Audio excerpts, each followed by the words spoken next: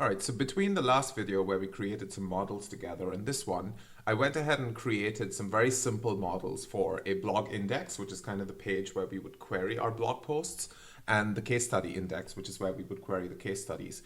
I've kept these as single instance pages just so we can see what they look like on the editorial experience later on, but essentially we wouldn't be getting heavily into creating content for these pages.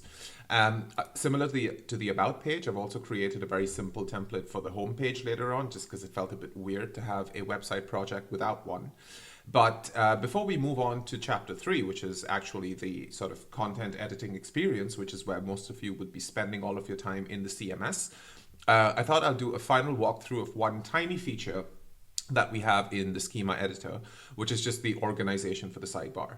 Now, in this particular case, we just have about 7 models and about 10-ish blocks, which isn't too much. But if you're working on a really large project where you have hundreds of models and blocks, it can get incredibly overwhelming to scroll through these all the time.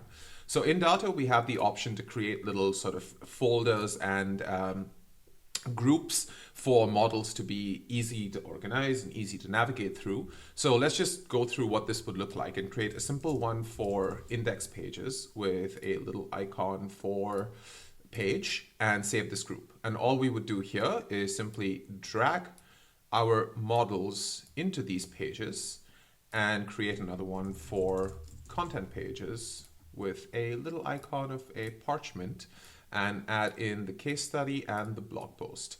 So we can rearrange these as we want. And as you can see here, we now have a very simple folder structure, which makes it a lot easier when going through models.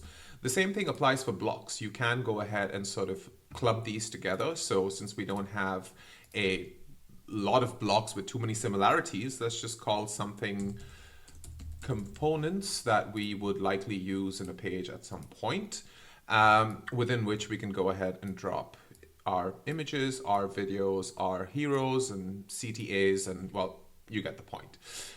So that's it, actually. That's been our chapter on content modeling or the schema editor within DatoCMS. And next time around, we'll go through and kick off with chapter 3, which is the content editing side of things.